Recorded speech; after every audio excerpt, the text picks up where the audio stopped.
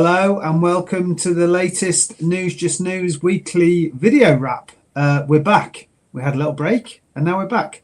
Hi Adam, and hi Lucia. Hello everyone. Hello everyone watching. Hi Simon. Hello there. So with News Just News, it's there every day. If you don't know who we are, we're a news site that covers entertainment, science, politics, all sorts. Sport, of course, as you can see from behind me, I'm this Mr. Sportman, literally with a Mercedes cap on. So we're here. This video is a very relaxed kind of chat about a couple of stories that have caught our eyes over the last couple of weeks. And we're going to get into that, but there's tons of stories to go to News Just News and consume on the website. We publish articles every single day, 7 days a week now, and we've got a large editorial team full of excellent writers with opinions and analysis. So we're going to get started off with one that I think we're going to start with one of yours, Lucia. We're going to talk about the legend that is Tom Cruise. He's in the news again. Talk to me about his award. Yeah, so Tom Cruise received an honorary Oscar at the Governor's Awards this week. It's incredible to think that that is his first Oscar because honestly, he's been such a big name in the industry for so many years. And it's an honorary Oscar, so it's not even for any movie that he's done. He's received the Oscar by Mexican director Alejandro González Iñárritu, who is famous obviously for directing cult movies like Birdman and The Revenant and also Amores Perros, which was really, really famous just about 25 years ago. And he awarded the award to Tom Cruise, saying that it would be a mission impossible, trying to put together all of his career in just a discourse, basically just the time of a speech. But it was a really eventful night. And when Tom Cruise received the award, obviously he, always being the gentleman like he is, he paid homage to the other people who received the award that night, among which was also Dolly Parton, even though she wasn't present at the ceremony. And then he started talking about how important cinema is, and he did not talk much about himself, but said a lot about the people working in the industry. So cinema crew, film crews and directors and all the people that worked with him over the years. And he basically said that cinema is not what he does, but it's what it is, and that it's an escape for a lot of people and also a way to unite a lot of people all over the world, which I think was a really lovely message. And then he concluded his speech by saying that that doesn't mean that his career is finally now getting to an end. But he obviously, with the fact that he does a lot of his stunts, he said that he hopes that means that he's not going to have many broken bones in the future, which was a nice touch. After a career that was basically like 40 years long, I feel, maybe even a little bit longer. 45 years. Yeah. 40. I'm old, so I know these things. He finally he's been so close before. So he's had 2 Oscar nominations for Best Actor roles for Born on the 4th of July, which is incredible, Jerry Maguire, and then he's also had a producer nomination for Top Gun Maverick, which was an excellent film. Adam, what was the last Tom Cruise film that you watched? I honestly couldn't name one that I could think of. Brilliant. He just pops up, doesn't he? It's like always in it's sort of like a hallmark of like a good action film is if he's in it. So yeah, it's kind of mad that he's never got it because he's in so many, in such a long career. But there are so many people like that where you just assume they've won, the top award. And it's like, oh no, they haven't. I wonder if it is a little bit, I don't know, if he feels a little bit bitter because it is an honorary award as well. It's not even a proper one, shall we say? Yeah. So I wonder if that's the next thing for him. If that's he's gonna finally get one, a proper one. Well, I read your piece, Lucia, and it said that he got a hug from Steven Spielberg as he was walking up to get the award. And I'm so glad you pronounced the name of the director that gave him the award, because your accent is way better than my accent. I wasn't even going to go there. However, Amores Paris is one of my favorite films. So that is a brilliant film. Go watch it, everyone. Okay, we're going to move on to another big name. Not quite a movie star, but I'm sure he thinks that there should be a movie of his life, and that's Elon Musk. He's been in the news, Adam, and it caught your eye. You wrote the article. He's had kind of a pay rise, but it's kind of done in shares. Tell us about Elon Musk's news and Tesla. Yeah, I mean, when you get into such big numbers, they're always in shares, aren't they? So I think he's still the world's richest man. He's got $500 billion, which is absolutely mind-boggling. I don't know if you've ever seen the videos of like where it shows you how much a billion is, but he's possibly going to be the world's first trillionaire, which is absolutely mad. He's got to do some. The projections for him to hit that number are pretty ambitious, though, aren't they, Adam? Have you seen how many Teslas he's got to sell? Yeah, so it's 20 million EVs, and then 1 million robo-taxis, and then 1 million of the new robots that they're coming out with. I feel like the EVs, I mean, because obviously he was in the Trump administration, and then especially in Europe, all of the EV sales, all the Tesla EV sales are down. So maybe trying to get up to that 20 million, especially for the rest of the world, might be a bit difficult. But he didn't really talk about EVs, actually. He mostly talked about these Optimus Android robots that they're coming out with, which is also such a weird time that we live in, that there are these commercial, actual, like sci-fi style robots on the market. I don't know if you saw as well those Neo robots. That's from a different company, and I think they look so creepy, to be honest. It's really creepy. Yeah. And just bringing things back to Tom Cruise, they did one of his famous films is Minority Report, which was directed by Steven Spielberg.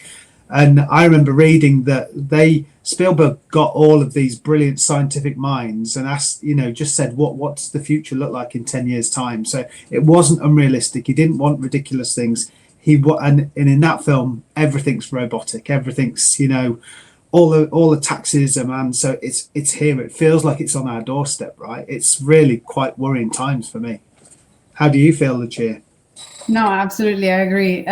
It's a world that I'm not very close to, just with the fact that I do not watch many movies that have robots in it, mainly because they scare me a lot. Like, I've seen a video just recently, I don't know if that's the one that you were referring to, Adam. I think it was like a Russian company that released this like humanoid, basically like robot, and he comes into stage and it collapses to the ground like after 30 seconds. And that was kind of like, although it's creepy, that kind of reassured me a little bit, because I was there like, okay, maybe we're not in the iRobot situation yet, we're still a little bit safe. But it's very creepy. Staying on movies, there's a really good film called Leave the World Behind. It's got Julia Roberts and Ethan Hawke in it. I don't know if you guys have seen that. If not, it didn't do very well for Tesla, because there's a whole scene in it where basically control of satellites gets taken over, and this highway is just full of Teslas being set to crash into each other on a highway. It's a very, very, very, very scary scene, but you kind of feel like, oh my God, I've got a confession. I've just got an electric car, and I've gone from having a diesel car, which is bad for the planet, to electric, which is supposed to be good. But I'm now charging everything. I do have that fear of like, oh my God, I need my charge. How far is it going to get me? But it is quite frightening, because it literally does everything for you. You get into a car and it's like, do you want me to drive it for you? We're like, no, I'm happy to drive it. You're sort of talking to it. It's really scary times. So let's move on. We're going to come back to you, Lucia, and we're going to talk about sex education in Japan, because there's been some sort of good strides there in the kindergarten and trying to broaden the minds of kids. But I mean, there's a bit of an underlying, not a nice reason for why they're doing it, though. Yeah, so that has been a huge shift in Japan culture and society. Basically, there's been this introduction of a sexual education program in kindergarten schools, like you mentioned. So this is aimed for kids between 4 and 6, so very, very young. And it started from southern Japan, so in the Oita prefecture. And it's basically been brought upon by a midwife, which is really interesting. And she started this program because, like you were saying, there's been a really like disappointing and really bad record of like it's actually like a 15-year high record of violence and sexual abuse against preschool kids in Japan. So this program is basically aimed to make sure that kids understand what can be considered inappropriate behaviors and make sure that they find themselves in a safe and comfortable environment for them to speak up. So this is obviously connected as well to social media, because now, as we know, nowadays people are getting on the internet at a younger and younger age, and obviously between 4 and 6 is quite young still, but there's loads of little kids that already have a phone in their hands by that age. And there's a specific part of the program as well that also teaches them what they should and should not post on the internet.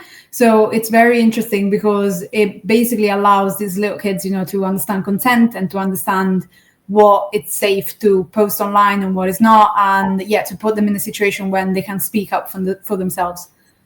That's a really good point. I mean, Adam, for me, I've got a son and he's 17, so I've kind of navigated him through this kind of world that we just didn't grow up in it. And when I say we, I just mean young, like you were saying, Lucia. You see babies. They've got a device in front of them. It feels like the horse has bolted. Adam, is there any way back from this? Do you think, or is it just going to be? Is that how people parent now? I don't know. Well, I think it is about teaching kids, because especially if they can access it so much younger, we do have to, teach them earlier and earlier these things, which I think is positive anyway, because obviously, even in the UK and stuff, if children don't have that vocabulary to talk about it, and, it's easy for an adult to say, oh, this is a secret between us. If they can't understand that, if you don't teach a child that is wrong, you can talk to people about it, then they're never going to talk about it.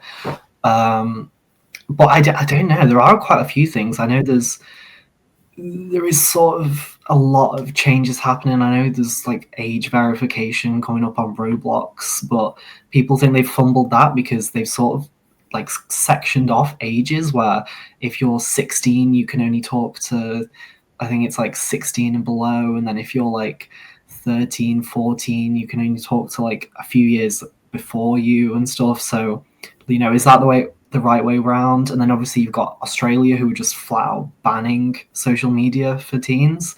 But then I'm like, is that the right way? Because at the end of the day, children do want to talk to their friends online, and they should be able to talk to kids online. So then I don't know, maybe should we just have like 2 internets, like a child-friendly internet and then like a fully adult one? I don't know.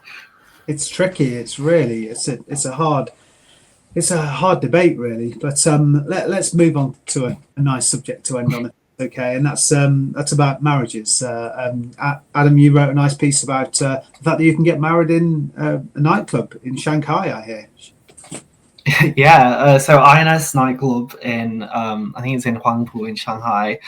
They partnered with the local like marriage registration bureau, and so you can have your wedding there. They did say that you can't actually like do all the boring legal stuff there. You still got to do that in the paperwork. But yeah, you can have your wedding there, and then just as a little extra, you can also win tickets to the Belgian Tomorrowland festival that they're going to do in Shanghai as well. So this is definitely for like EDM fans, because I think that's the kind of club it is as well. Brilliant. It sounds very rock and roll. I've got to tell you, I got married in Las Vegas. Had to go down to the courthouse and get the license, and once we'd got that, you could get married anywhere. So we got married in the same chapel that Don Johnson and Melanie, I can't remember what her second name is. She's a big movie star, but yeah, that was pretty cool. So you two, I'm guessing, is marriage on the horizon for you two?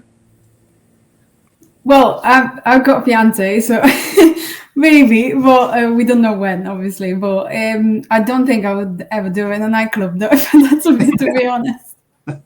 Okay, brilliant. Well, that feels like quite a nice way to end. We're going to wrap up there. That's been really good. Thank you for joining me once again, Lucia and Adam. Thank you. loads of great other websites to get you talking, and go and read on the News Just News website, and subscribe to the channel. We'll be here most weeks, hopefully every week. But yeah, thanks for joining me, and see you, Lucia. See you, Adam. We'll see you on the next video. Yeah. See you. See you next time. Bye.